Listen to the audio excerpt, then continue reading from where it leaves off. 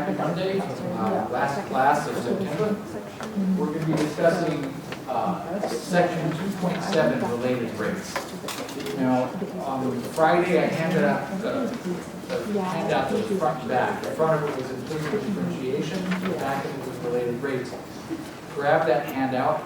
If you don't have it, there's some on the back. Pick it up. What's just the front on the back? Oh, you didn't tell you. You don't have the four masons.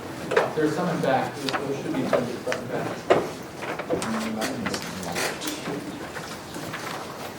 Okay, let's look at this handout. I don't think these are printed front and back.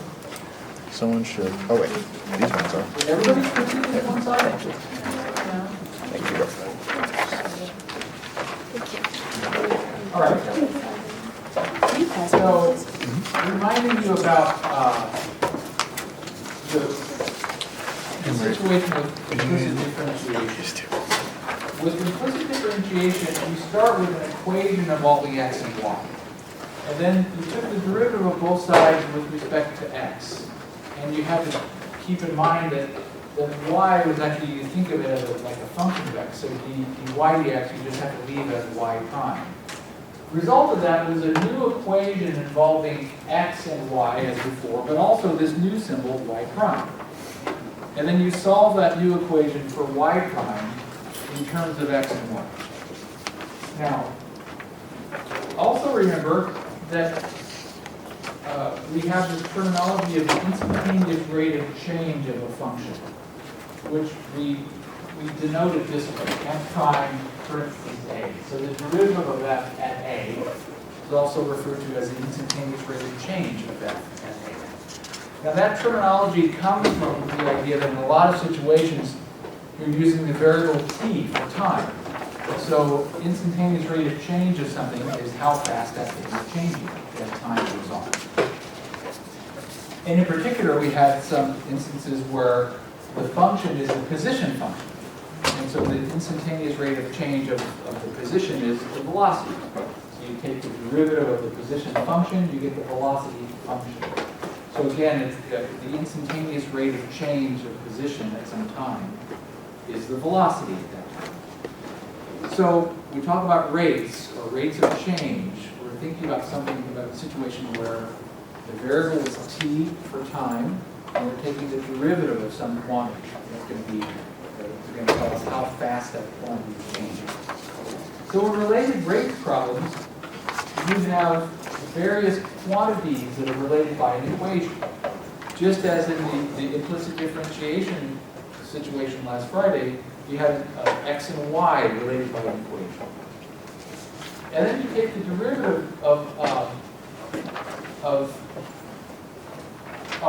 so you're given quantities that are related by an equation, and you're given values for certain of those quantities, and you're also given some values maybe for the rates of change of some of those quantities. And then the goal is to find some unknown rate of change, or some unknown quantity. Now, I've got a kind of a procedure here for solving these rate of change problems. I'm going to take this off the screen in just a minute, but you might note that I've added to my copy these numbers. You're going to think of this as 4 steps. So I'm going to move this projector out of the screen out of the way, and I'm going to solve some examples, and I'm going to be referring to these steps. So it might be useful for you to number these steps. Step 1 through step 8.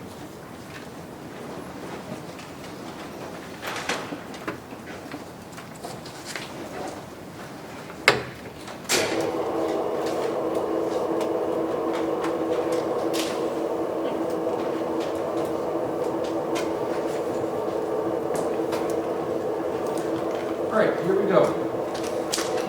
Example 1.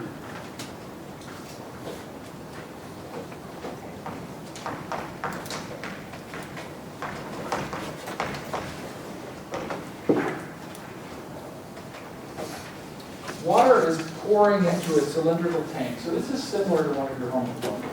So water is being pumped into actually not a cylindrical tank, it's being pumped into an inverted conical tank at a constant rate.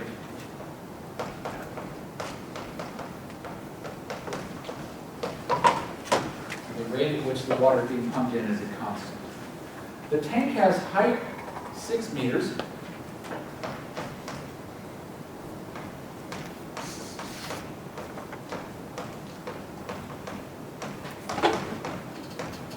And the diameter at the top is 4 meters.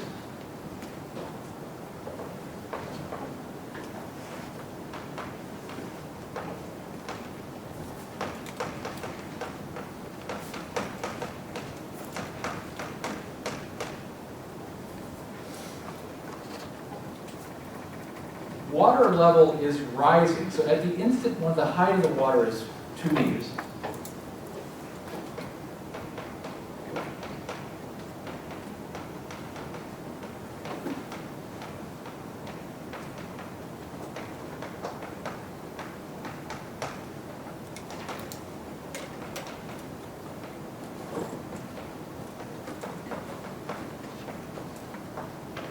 the water level is rising at a rate of 20 centimeters per minute.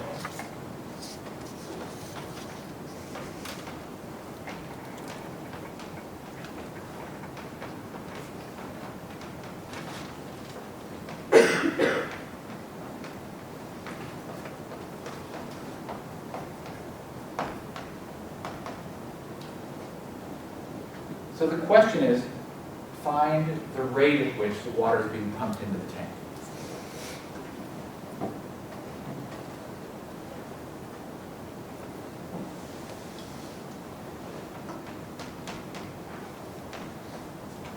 Find the rate at which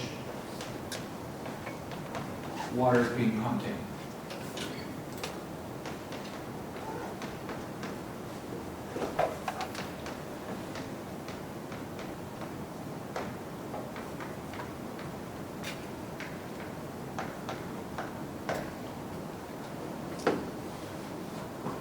Notice you're not given a diagram, you're not given any equations, you're not even given any variables.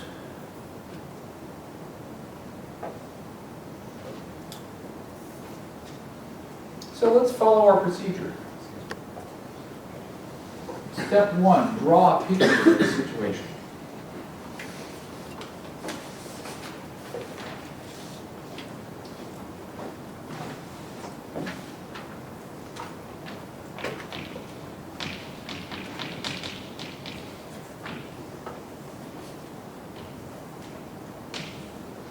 So there's our big conical tank, and it's got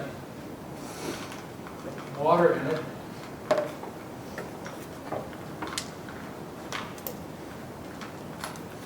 My blue chalk won't really show up, so I'm going to draw in water like this.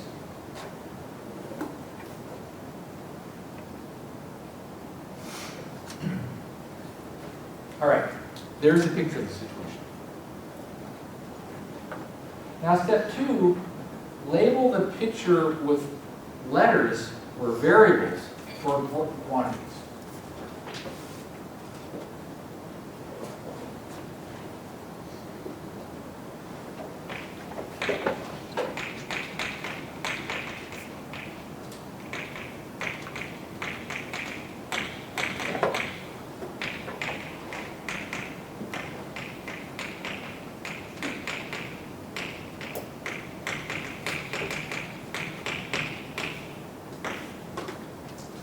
Now, you're going to need to distinguish in these problems between a quantity and a rate of change of a quantity. They're going to be different things. So, who could tell me an important quantity and tell me what would be a good letter to use as a variable for that quantity? The height of the tank, and you should use something each. Okay.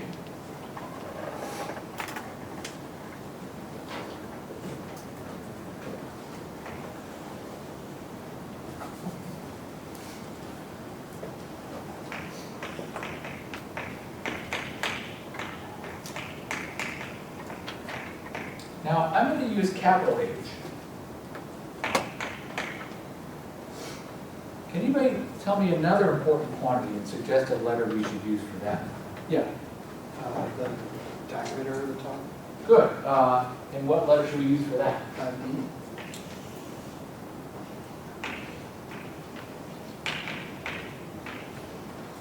Okay, other quantities?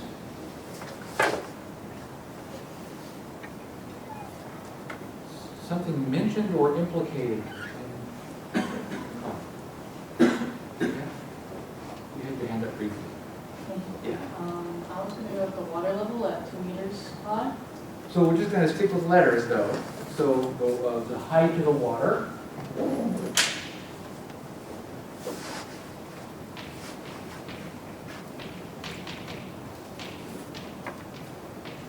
And for that, I'm gonna use little h. Now, remember I said quantities that are mentioned or that are, I'm not sure if I said this.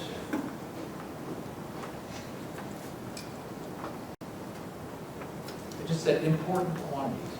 I didn't say just the ones that are mentioned clearly. I mean, clearly the height of the water is mentioned, the diameter is mentioned, the height of the tank is mentioned. Is there anything else that's involved? Any other quantities? Yeah. Probably need the equation for, right? Well, we're talking about what are the important quantities there? What, Chris, what about the cone? What equation are you talking about? Well, you would be like diameter by height. And move for the volume of the cone? Volume of the cone. Now, is that mentioned?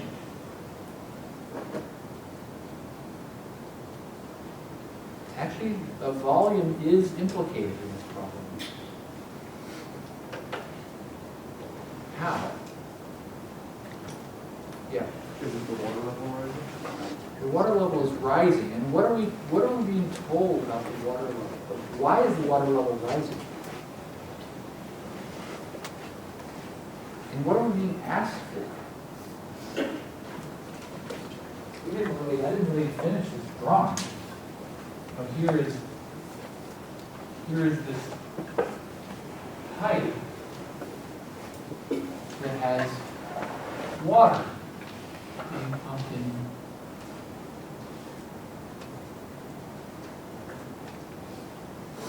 What's that water pumping in causing? It's causing the water level to rise. And so this water, we don't know how fast the water is being pumped in. What if the water is being pumped in at a rate of 10 gallons per minute? What would that tell us about the water in the tank? Yeah. Little h but rise over time. Yeah, but in terms of where exactly would that 10 gallons per minute show up? No calculations at all. That 10 gallons per minute would show up where? It's going to cause the height to change, but the height's not going to be measured in gallons. What is measured in gallons? Volume. So volume of that water is implicated. It's not mentioned anywhere in this problem statement. Just mentioned that you've got water being pumped into the tank. You have to make the connection that this V, volume of the water, is important.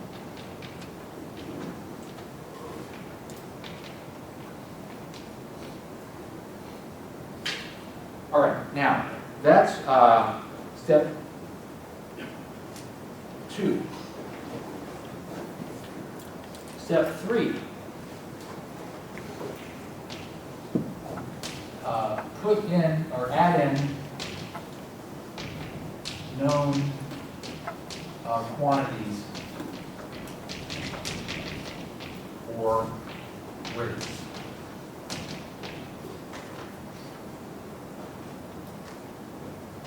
Okay, what's a quantity that we know? The height is 6 meters. Which H?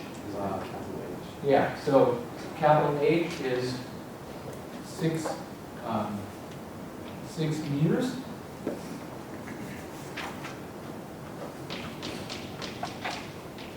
Now, it's important to make note of things that are constant and things that are not constant. Is that capital H constant or is that changing? It's constant. All right, what other quantities do we know? Or rates? Yeah. Little h is 2 centimeters. Or Almost. 2 meters. 2 meters. Little h is 2 meters. Is that constant? No, it's changing.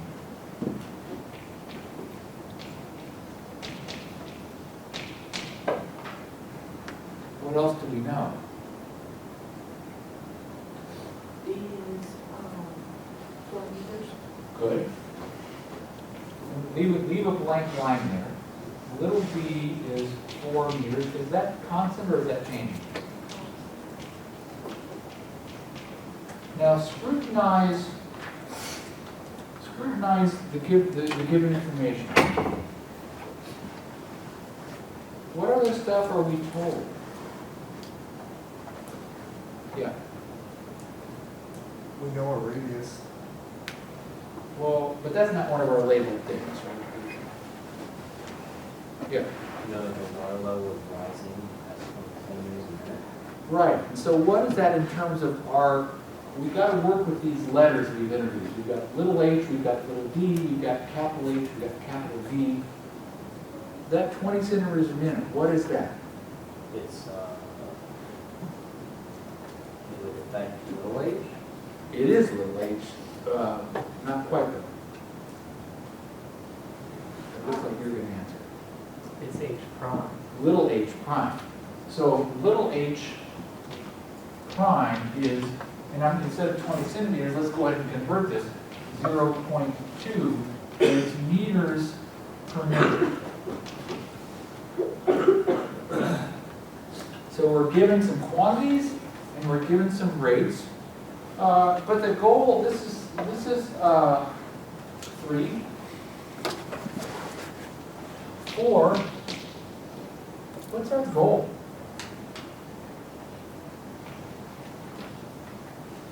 In this problem, in terms of the things that we have labeled there.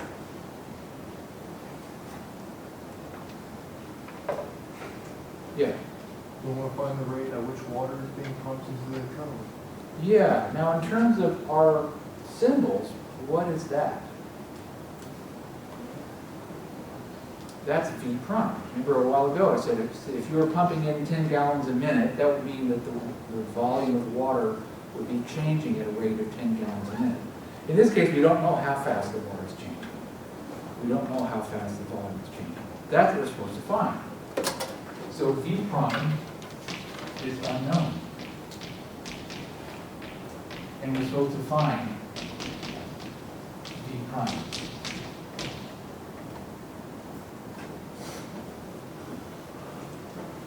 Okay, now, step 5, an equation relating to variables.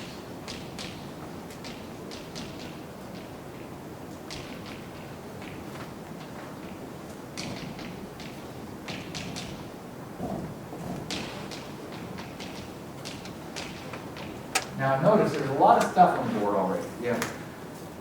We have little d, we have little h, we have little h prime, we have capital H, we have v, we have v prime, but what are the quantities? The quantities are not the primes. The quantities are little d, little h, capital H, and capital V. So we want an equation that relates those quantities somehow. So Chris, time for you to wake up now, because you said it earlier. You mentioned we're going to need to use The volume equation of a cone. Great. So volume of the cone, and then Chris, you get to delegate in case you don't remember. Do you remember the volume of the cone? If not, you can choose somebody. Somebody else can jump in. Sure, pi is part of it. I'm up for pi anytime. Pi. I feel like Vanna White up here. Ask your parents who Vanna White is. or your grandparents. What else?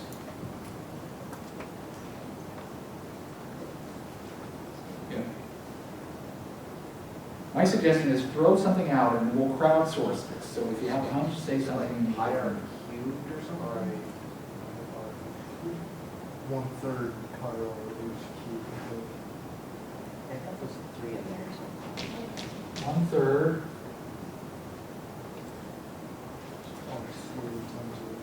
Yeah. 1/3 pi r squared h. So if this were a cylinder, the volume of a cylinder is the area base of the base times the height, pi r squared h.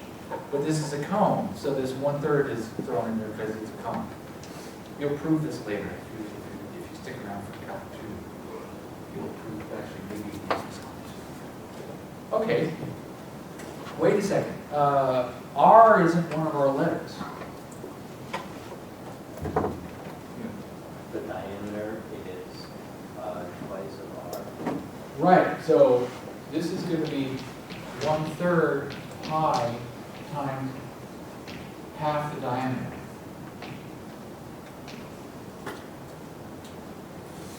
Okay, let's simplify that. That's 1/3 pi diameter squared times h over 4. So it's going to be 1/12 pi times the diameter squared times h.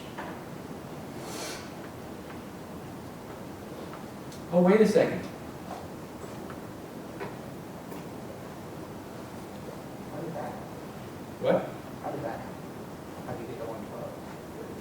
Well, I have a 2 squared and I have a 3. But is that the d that I want? No. I want, go back to here. Just erase all this, just pretend we can say it. 1/3 pi r squared h. Anybody have a birthday in September? All right, come up and label this drawing with where R is. So I'm finding where R is. Yeah, show us where R is. Or you can just speak it, just put its top of the hierarchy. So where does R belong in the diagram?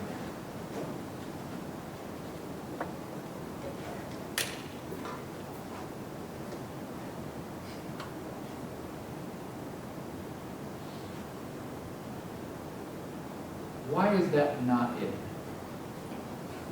Notice our equation is for the volume of the cone of water. See that H in that equation is the little h. We're interested in the water. We don't really care about that empty space up there. We're interested in the fact that water, that colored stuff, is growing in height. So where would the R be that pertains to that? I'm not sure if I entirely understand your question. So R is the rate? Am I R is the radius, Okay. but it's going to be, Oh, R is increasing as the cone gets wider. all right, so R is this. That's R down there. Everybody see that? So there is a radius, maybe I should have called this capital D, and there is a capital R that goes with that capital D. But this is a little r. Thank you. Sorry to put you on the spot. Happy birthday, all the same. So that's the R that we need. So we have to figure out R.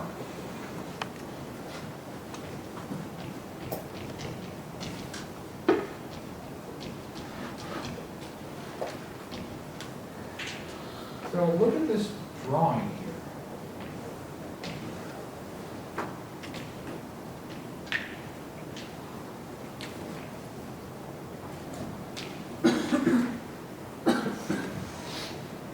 Here's our little r.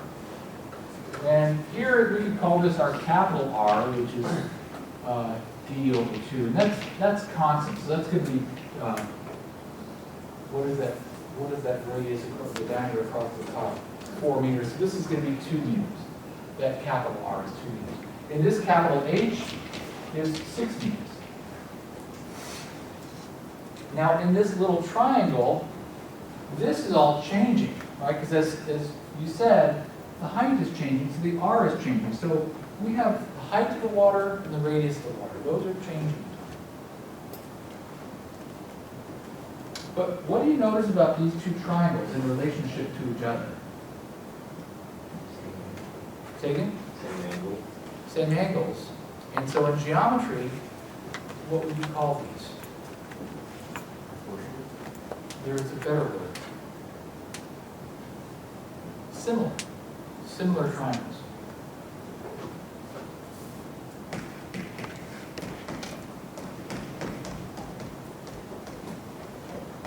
So this over this equals this over this.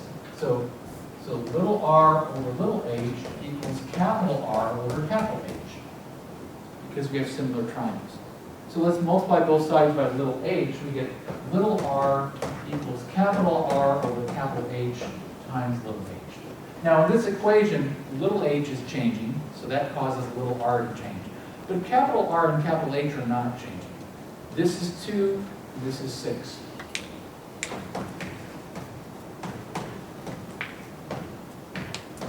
So h over 3, that's what little r is. So in this equation, I can replace that little r with h over 3. So I get the volume is 1/3 times pi times h over 3 squared times h. So that gives me pi h cubed over 27.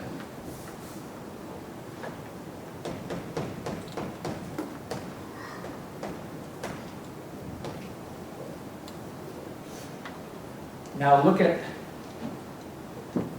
at your step 5. Find an equation involving variables. We did it. It took us this long. Equation involving the variables. We started out with something which was not actually one of our variables, so we had to get rid of that r, little r, and figure out. So there's our equation involving the variables. Now step 6 is we take the derivative of both sides.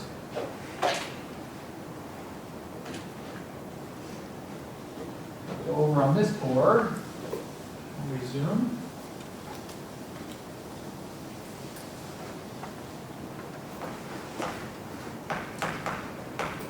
So we're going to take d dt of both sides. So d dt of the left side is going to be d dt of the right side.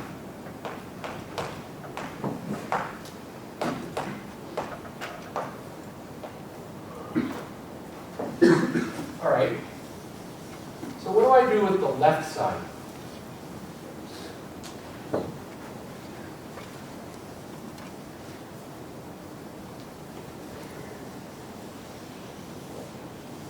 Yeah. Would it be equal to b prime? Yeah, exactly. And that's our unknown. We can't really do much for that. But luckily, it's been sort of presented to us here. So this is v prime. That's our unknown. Now, what do we do on the right side? Quotient rule? Yeah. Power rule.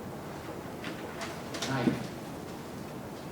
I mean, you can use the quotient rule, but yeah. Would you do the product rule for the numerator, then the quotient rule? No, you're all working way too hard. What's the easy rule, the boring one? You didn't even bother getting a tattoo of because it's so boring. But it's the one that's always the most important. Constant multiple rule. Yeah. We have a constant, that's different. There's a constant function rule. Constant function rule is the derivative of a constant is 0. But that's not what we have here. We don't have a constant function.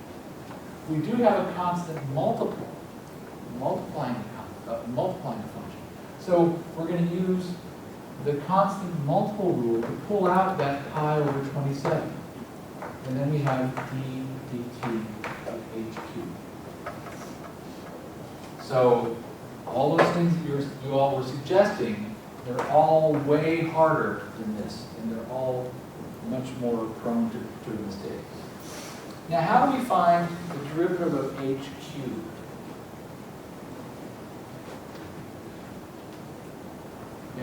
Power rule? So it would be 3h squared. Almost. Remember, this is related rates, which we're doing after implicit differentiation. You have to remember that h is changing in time.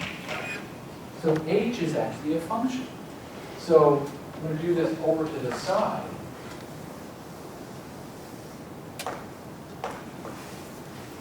We really have h as a function of time cubed. So we have a function inside of a function. So we have a chain rule. Details. So the inner function is a function of t, it's h of t. And so the inner prime is just going to be h prime of t, which I'm just going to call h prime. The outer function is empty. It's parentheses cubed. So the outer prime is going to be 3 times parentheses squared. So there's your power rule. But when I put all these parts together, I get this. The derivative of h cubed is going to be 3 times parentheses squared with an h inside times h prime on the inner prime. So in other words, 3h squared h prime. So all of that stuff goes over here. Pi over 27 times 3h squared h prime. Notice that that's an exponent of 2, and that's a prime symbol. And so that's equal to pi times h squared h prime over 9.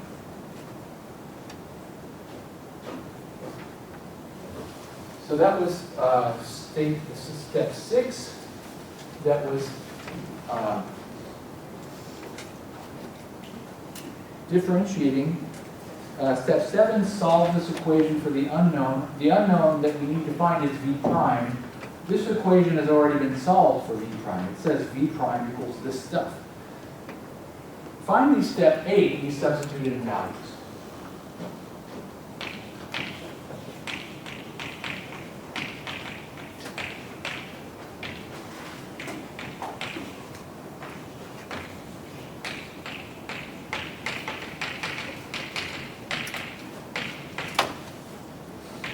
I'm going to substitute in values with units.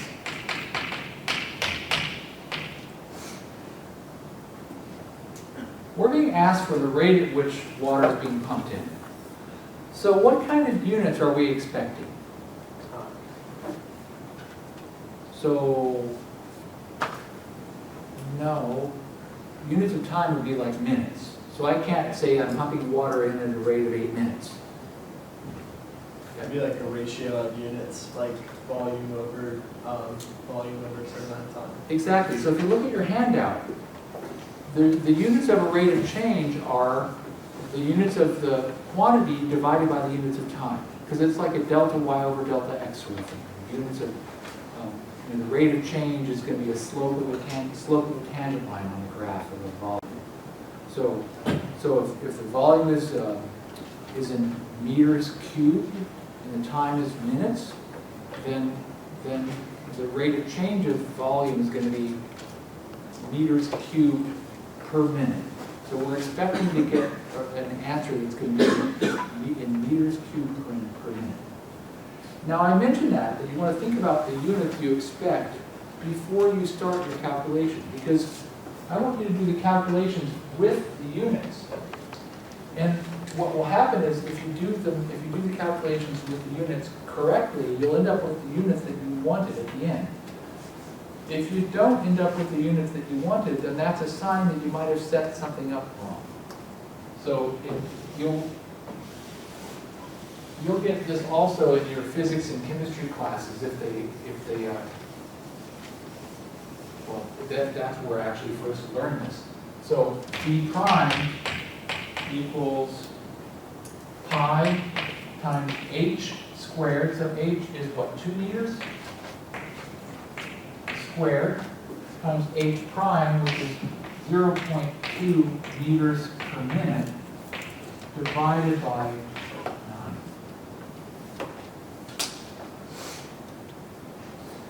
So that equal to pi times 4 meters squared times 0.2 is 1/5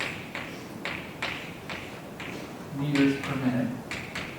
And on the bottom, we have 9. Everybody get that 0.2 is the same as 1/5. Did I do this right? So I end up with the arithmetic of numbers tells me that I have a 4 pi on top. And on the bottom, I have 9 times 5 is 45. And then my units are meters cubed per minute. That's my V prime. That's the rate at which water is being pumped in. So again, there's an arithmetic of numbers that gave me a number, 4 power over 45. There's an arithmetic of, this should be units of meters per minute. The arithmetic of units that gave me the units that I was expecting, meters cubed per minute.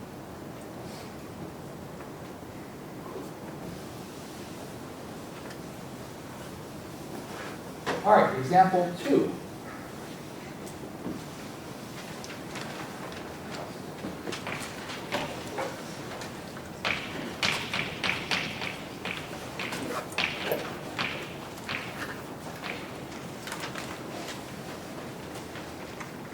A boat is being pulled towards a dock by a rope.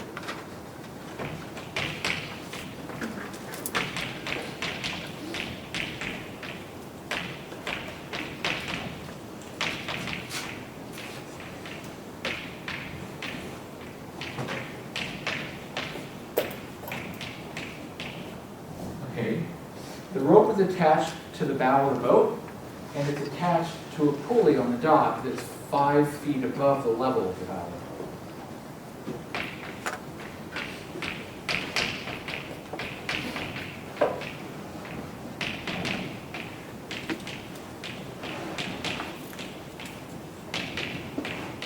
So it's attached to the bow of the boat and goes over a pulley,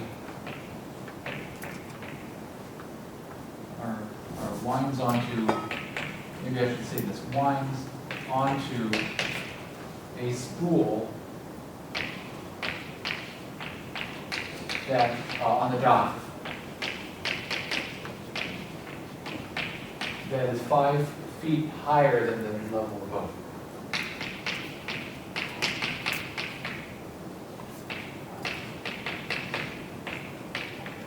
Five feet above the level of the bow of the boat.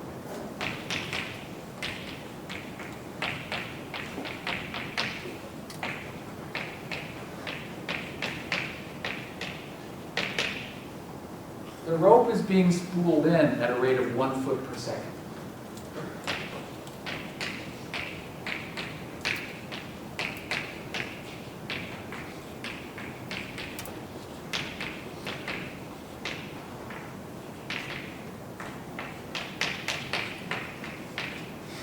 The question is, at the instant when the boat is 10 feet from the dock, how fast is the boat approaching the dock?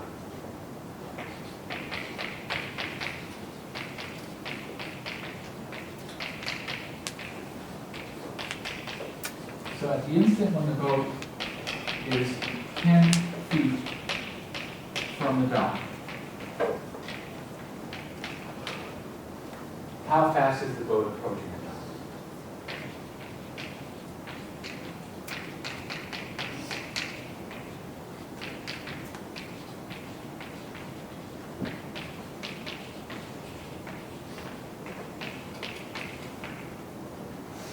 All right. So somebody tell me, what is step 1? Draw a picture. Okay. The picture is going to be pretty simple.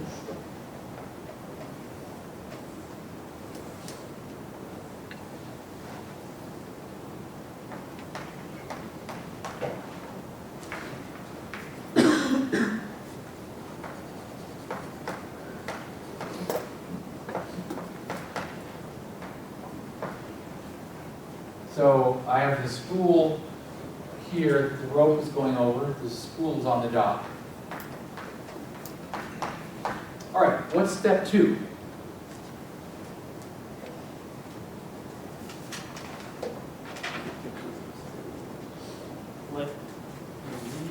Label the picture with variables for. Okay, so what are some important things we need variables for? So for instance, what's mentioned in this problem statement?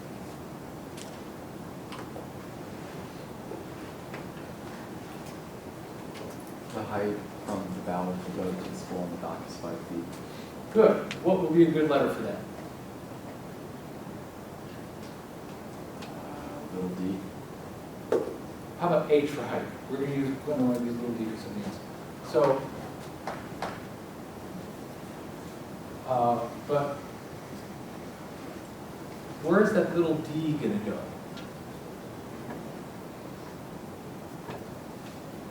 How about the distance from the boat to the dock? Little d. What other quantity is mentioned here or implicated here? 5 feet above the level of the boat, that's having to do with our little h. The boat is 10 feet away from the dock, that has to do with our little d. The 1 foot per second, What's that have to do with? it's the rate that the rope is being spooled. Right, now that's a rate, so what's the quantity that's involved there? The rate of change of what? Well, it's the rate of change of this. The length of the rope.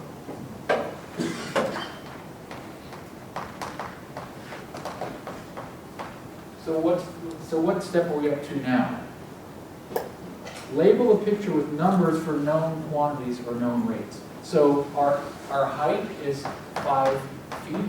And notice that's constant. What's our L? I don't know. What's our D? D is 10 feet. And it's changing.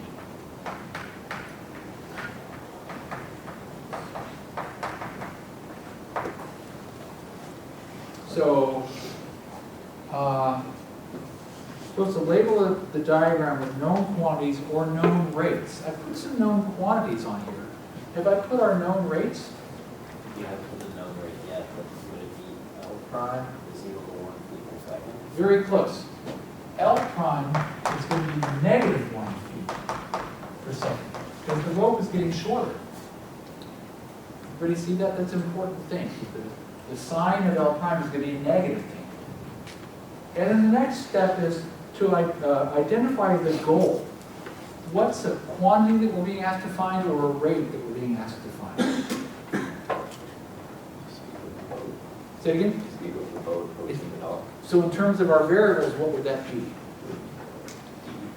Yeah, so find, so little d prime is unknown. We're supposed to find little d prime, sort of. You mentioned speed. Is little d prime going to be a positive or a negative thing?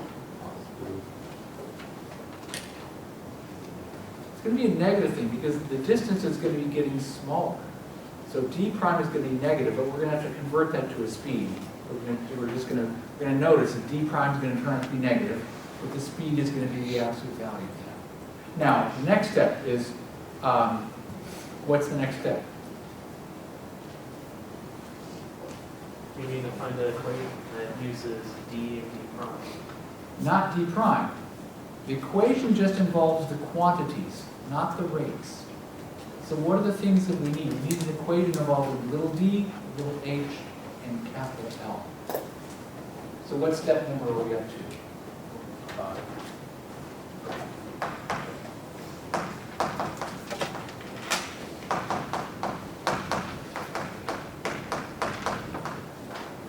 So the quantities, not the rates.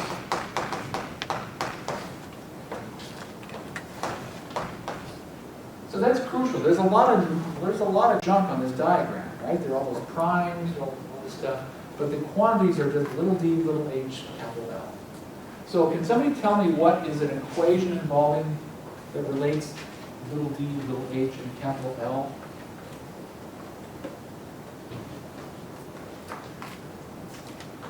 Monica's hands up. Your hand is sort of up. Monica. Pythagorean theorem. Yeah, so what would that say? Typically it's a squared plus b squared equals c squared, but if a and b would be your little d and little h. Yeah, little d squared plus little h squared equals capital L squared. There it is. That's the equation involving our quantities. And then step 7, and step 6 is to take the derivative of both sides.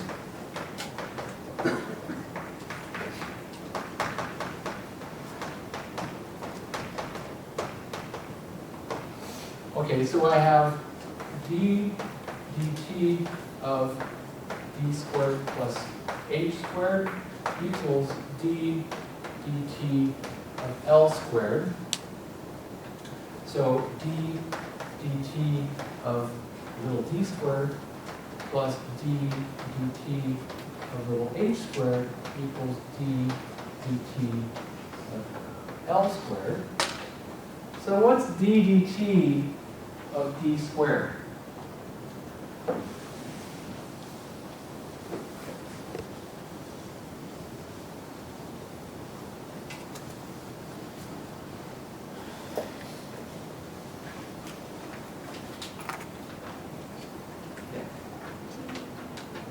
Say again? Exactly. So this is going to be 2d d prime plus 2h h prime equals 2l l prime. Each of those is a function inside of another function. So if I'm taking the derivative of d squared, that's d, which is like a function, squared. So the inner function is d. So the inner prime is just d prime. The outer function is the square, parentheses squared, so the outer prime is 2 times the parentheses to the 1.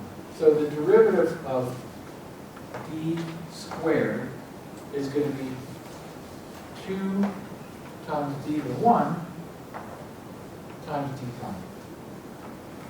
So in other words, 2d d prime. Now let's simplify this. You can divide everything by 2. I get d prime plus h prime equals l prime. Hey, can anybody think of something else really simple that we can do to make this equation a lot simpler? What bit of information have we not exploited? Notice we know something about L prime, right? That's on our diagram. L prime is -1 foot per second. We don't know what L is. We're going to have to figure that out. We don't know what D prime is. That's what we're being asked for. We know what D is. We know what H is. What's H prime?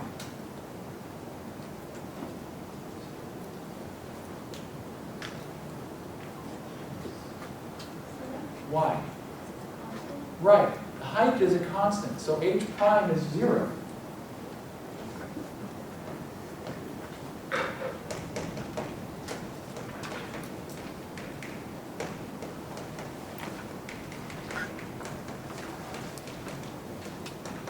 Okay, so we get d prime equals L prime. Now we're supposed to solve for d. Is that the next step? What step are we up to?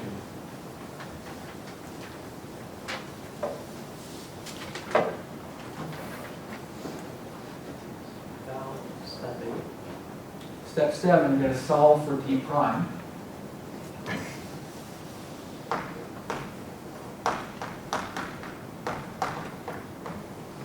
So we have D prime equals L prime over D.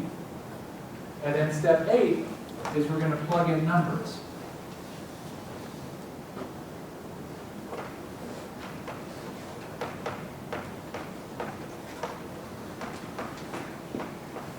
And units.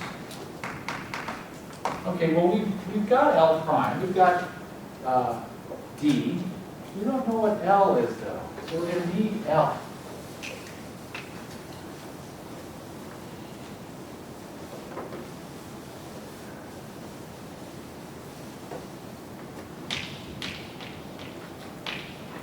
So L is the square root of D squared plus H squared. So that's going to be the square root of 10 feet squared plus 5 feet squared. So that's going to be the square root of 100 feet squared plus 25 feet squared. So that's the square root of 125 feet squared. It's worth working on this some more. So this is going to be square root of 25 times 5 feet squared. So that's going to be square root of 25 times square root of 5 times the square root of feet squared. So I'm going to get 5 radical 5 feet.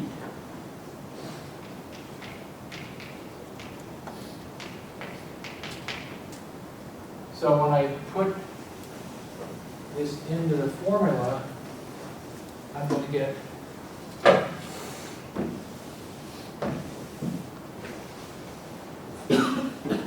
taking that formula, D prime equals L, which is 5 radical 5 feet, times L prime, which is minus 1 foot per second, divided by my D, which is 10 feet.